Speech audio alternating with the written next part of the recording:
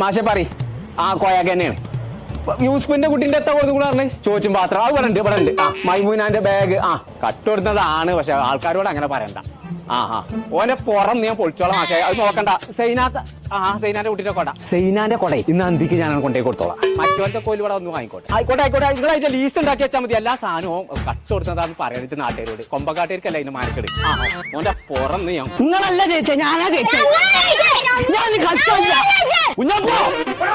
എന്റെ സ്കൂളത്തെ സകല കുട്ടികളും സാധനങ്ങൾ കട്ടുകൊടുന്നേ കളഞ്ഞു